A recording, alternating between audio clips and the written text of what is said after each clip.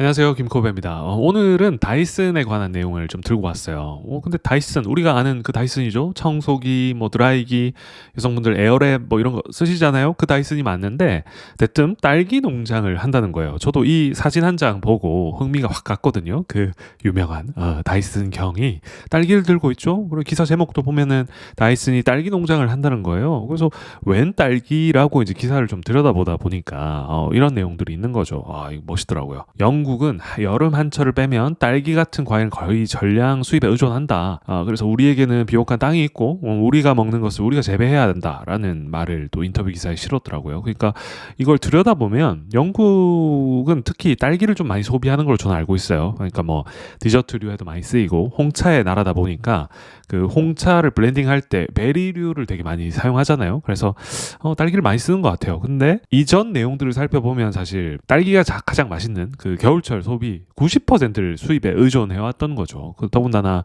그렇게 딸기를 좋아하고 막 많이 소비하는 민족인데 이 딸기 하나 수입해 올 때 평균 뭐 한 4,000kg를 항공 수송을 해왔다는 거예요. 그러니까 이 다이슨 경이 보기에는 딸기가 너무 맛이 없다.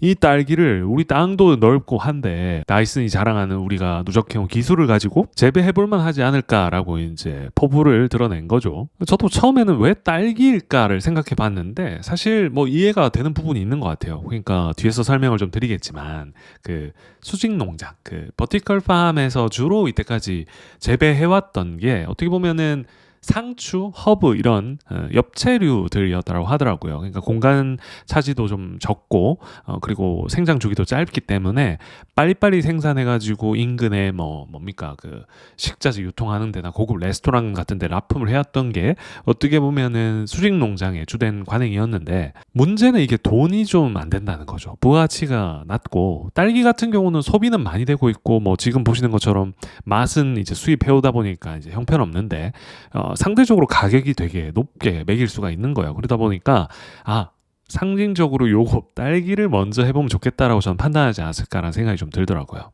그래서 지금 보시면은 이게 축구장 한 10개 넓이 넘는다고 해요. 그러니까 엄청 광활한 이 토지를 갖다가 다이슨이 2013년부터 이걸 매입을 해왔더라고요. 그래서 위치는 지금 보시면은 영국 지도상으로 요 빨간색 오른쪽 요 들어간 부분 우리로 치면은 뭐 어디쯤 됩니까? 울산, 포항 뭐 좀 위에 링컨셔라고 한 지역 제가 빨간색으로 표시해둔 요 지역에 축구장 10개 규모가 넘는 이 규모로 2013년도부터 토지를 매입해왔고 다이슨경을 필두로 해서 그들이 내세우는 키워드들이 좀 저는 멋지다고 생각을 했어요. 서스테이너빌리티 그리고 식품 보안 식품 안보 뭐 이런 거 그리고 기술적인 입증을 하겠다 수입 의존도를 낮추고 식량 주권을 강화하겠다는 포부. 그러니까 영국이 우리가 지금 딱 떠올려 봐도 뭔가 금융 그리고 뭐 관광 뭐 이런 사업들 떠오르지만 농업에 있어서는 잘 떠오르지 않잖아요. 근데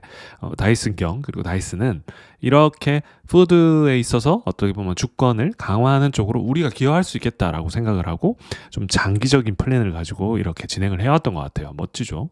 그래서 딱 보시면 어떻습니까? 뭔가 되게 공학적으로 보이고 멋져요. 그죠?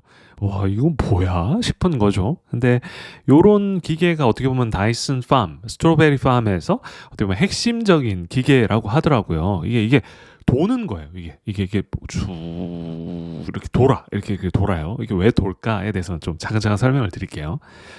사실 이 버티컬 팜에 대해서는 개념화된 거는 1999년이었다고 하더라고요. 그러니까 미국의 컬럼비아 대학의 환경학 교수 딕슨 데스포미어라고 하는 이 잘생긴 느낌 있는 이분이 이제 주창을 하셨던 개념인데 그 이후로 수직 농장이라고 하는 거 어떻게 보면 도심지에서 어떻게 보면은 그 수평으로 이렇게 퍼트리는 게 아니라 그 건물 안에 어떤 공간을 수직적으로 쌓아 올려 가지고 거기서 뭔가 효율적으로 식물을 재배한다라는 개념으로 발전을 해왔는데 다이슨이 보기에는 거기에서는 아직 미흡한 파고들 지점들이 있다라고 봤던 것 같아요. 그래서 이런 회전형 기계를 만들게 되는데 이 회전식 수경 재배 시스템이라고 하더라고요. 하이브리드 버티컬 그로잉 시스템이라고 하는데 이게 앞서 말씀드렸던 이 버티컬 팜의 어떤 뭐랄까 좀 좀 취약점을 좀 개선했는가? 제가 봤을 때는 가장 좀 주요했던 포인트, 가장 중요한 포인트라고 보이는 게 어떻게 보면 회전식 수경 재배 시스템이 함의하고 있는 그 에너지 절감이었던 것 같아요. 그러니까 제가 잘 모르긴 해도 이 버티컬 팜에서 좀 여러 뭐랄까 이게 더 확산됨에 있어서 장애물이 있었다고 하더라고요. 그 중에 가장 큰 게 어떻게 보면은 이 수직 팜 이렇게 꽂혀 있는 애들을 키워야 되잖아요. 그러면은 이걸 일일이 전부 LED로 이렇게 에너지원을 공급을 해야 돼요. 그러니까 하나의 상추, 허브, 그러니까 단가도 낮은 작물을 재배하는데 100% 이걸 LED를 쓰는 거예요. 그러니까 이게 어마어마한 전력량이 소모가 됐다고 하는 거죠. 그러니까 우리가 사업이라고 하는 건 앞서 서스테이너빌리티, 뭐 지속 가능성에 대해서도 얘기가 나왔지만 돈이 남아야 되는 거지 않습니까? 근데 이게 비용 구조가 되게 안 좋을 수밖에 없게 전력량이 이렇게 많이 소모가 됐다고 하는 거죠. 근데 이 회전식 수경 재배 시스템, 하이브리드라고 적혀 있지 않습니까? 이게 전 참 놀라웠다고 생각하는데 이 글자 다 안 읽으셔도 돼요. 나중에 이거 보실 분들은 캡처해서 보시라고 제가 적은 거고 제 말만 좀 따라오시면 됩니다. 이게 왜 중요한 거 아니냐면은 하이브리드, 그러니까 이게 돌면서 위에서 내려오는 자연 햇빛 있지 않습니까? 그거를 충분히 애들이 받게끔 한대요. 그러니까 소외되는 애들 없이 가능하면 얘들이 하루 동안 자연광을 충분히 받게끔 이렇게 하는 거지. 밑에 있던 애들 올라오면서 햇빛 받고 또 내려가고 하면서 이 받는 거죠. 그러고 나서 이렇게 해도 부족할 수 있잖아요. 자연광으로 전력량 소모 없이 뭐 물론 이걸 돌리는데 전력은 들어갈 수 있겠죠. 근데 뒤에 설명드리겠지만 이마저도 자급자족을 하더라고요. 근데 어쨌든 요렇게 돌아가면서 자연광으로 흡수를 했다. 근데 얘가 필요로 하는 생장에 필요로 하는 100% 에너지를 못 받을 수 있잖아요. 그거를 측정을 잘 해가지고 요 글자도 다 안 봐도 돼요.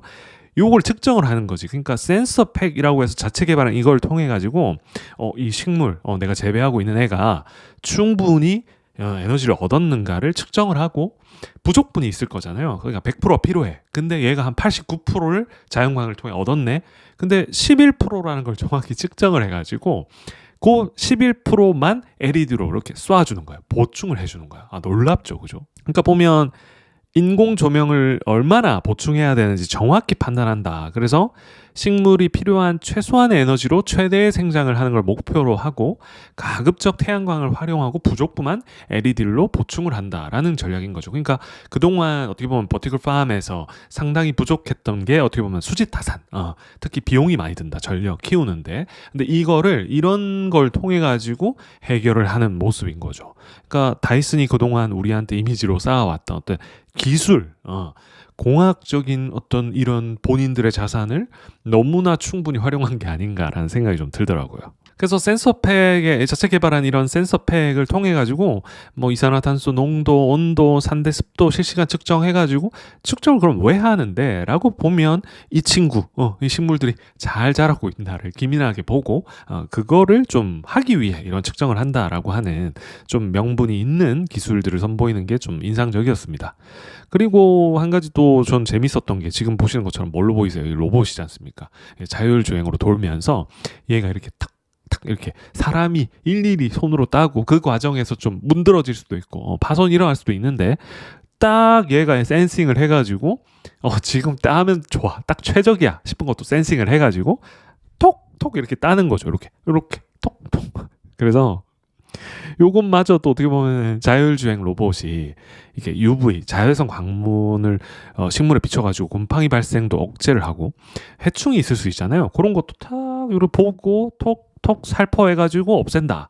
그럼 어떻게 될까요? 생산량이 늘어나겠죠, 그죠? 그리고 앞서 말씀드렸던 뭔가 사람에 의한 비용 문제도 있지만 얼마나 이걸 정교하게 과실만 채집하는가가 상당히 중요한데 이런 부분도 어떻게 보면 로봇이 자동으로 하면서 생산량 늘린다. 그래서 한 달에 20만 개의 딸기를 딸 정도의 처리 능력을 이미 입증을 했다라고 하더라고요. 놀랍죠. 그리고 또 흥미로운 포인트들이 앞서 말씀드렸던 이런 뭐 이걸 돌리고 로봇을 움직이고 어쨌든 여기에 에너지가 필요할 건데 지금 이 주변 부지를 보여드리는 거거든요. 그 옆에 보시면은 뭐 탱크도 보이고 뭐 옆에 많이 있잖아요. 이게 어떻게 보면은 순환형 에너지 공급, 그러니까 자급자족을 이 안에서 거의 부지에서 다 해결을 하더라고요. 그래서 온실 바로 옆에 아까 보이는 그 뭐 가축 분뇨나 농산물 하다 보면 부산물 나오잖아요. 그거를 넣어가지고 이렇게 메탄 가스를 생성을 하는 바이오가스 플랜트가 있대요. 거기서 만들어낸 가스로 터빈을 돌려서 전력을 생산하고, 이 생산된 전력을 통해서 뭐 조명이나 제어 시스템 로봇들을 구동하는 거죠.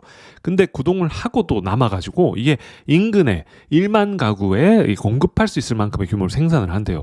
놀랍죠. 그리고 이런 바이오가스 플랜트를 구동하다 보면 뭐 폐열도 생기고 이산탄소 생길 텐데, 이거를 또 온실 난방에 쓴대요. 그러니까 하나도 남김없이 그 CO2라든지 이런 거 광합성할 때도 쓰고 온실 난방에도 쓰고 이렇게 아주 효율적으로 이렇게 쓰는 거죠. 그리고 발효 후 남은 찌꺼기는 뭔가 거름으로 또 쓰고, 그러니까 놀랍게 자원 재활용을 잘 하고 있죠. 그리고 저는 무엇보다도 어떻게 보면은 지속 가능성이라는 면에서 보면 아까 고부가 가치다, 딸기가. 그래서 단가가 높다라고 말씀드렸잖아요. 근데 팔로를 미리 생각하는 게 역시 상업적인 브랜드를 오랜 시간 성공적으로 운영해왔던 다이슨이니만큼 이런 것도 미리 계획을 해서 짜서 움직인다라는 게 또 인상적이었어요. 그러니까 아무리 뭐 고부가 가치를 생산을 하고 많이 생산을 해도 잘 팔지 않으면 또 의미가 없지 않습니까? 근데 그런 거를 이렇게 잘 이미 계획을 해서 움직이더라. 그래서 보시면은 이렇게 판매를 하는데, 이게 애초에 우리가